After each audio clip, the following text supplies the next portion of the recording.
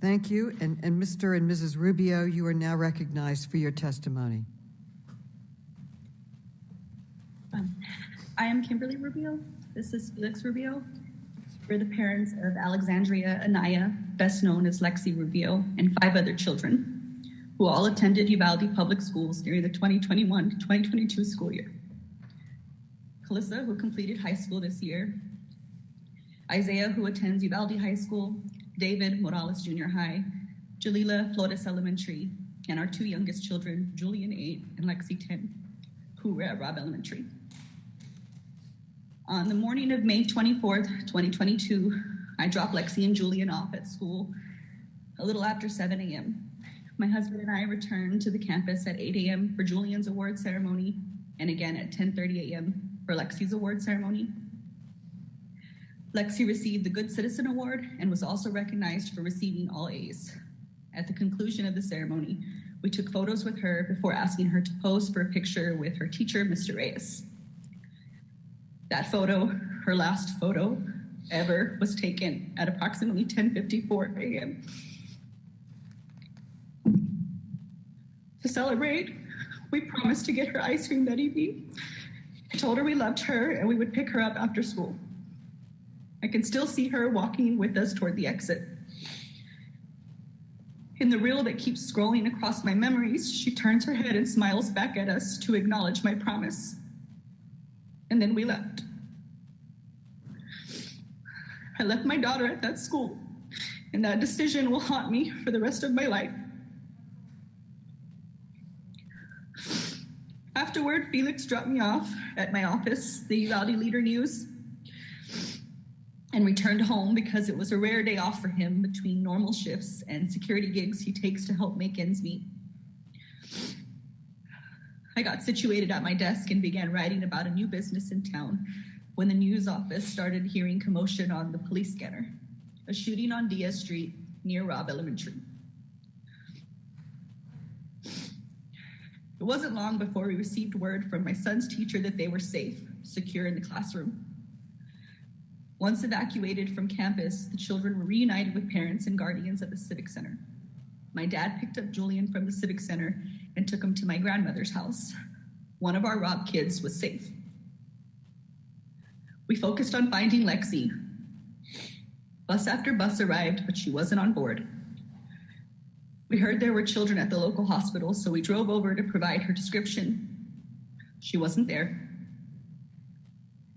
My dad drove an hour and a half to San Antonio to check with the university hospital. At this point, some part of me must have realized that she was gone. In the midst of chaos, I had the urge to return to Robb. We didn't have our car at this point, and traffic was everywhere. So I ran barefoot with my flimsy sandals in my hand. I ran a mile to the school, my husband with me. We sat outside for a while before it became clear we wouldn't receive an answer from law enforcement on scene.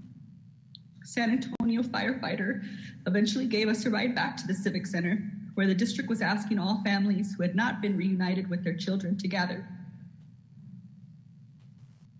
Soon after, we received the news that our daughter was among the 19 students and 2 teachers that died as a result of gun violence. We don't want you to think of Lexi as just a number. She was intelligent, compassionate, and athletic. She was quiet, shy unless she had a point to make. But she knew she was right. She so often was. She stood her ground. She was firm, direct, voice unwavering. So today, we stand for Lexi, and as her voice, we demand action. We seek a ban on assault rifles and high-capacity magazines. We understand that for some reason, to some people, to people with money, to people who fund political campaigns, that guns are more important than children. So at this moment, we ask for progress. We seek to raise the age to purchase these weapons from 18 to 21 years of age. We seek red flag laws, stronger background checks.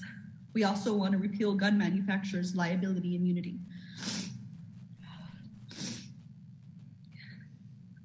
You've all seen glimpses of who Lexi was, but I also want to tell you a little bit about who she would have been.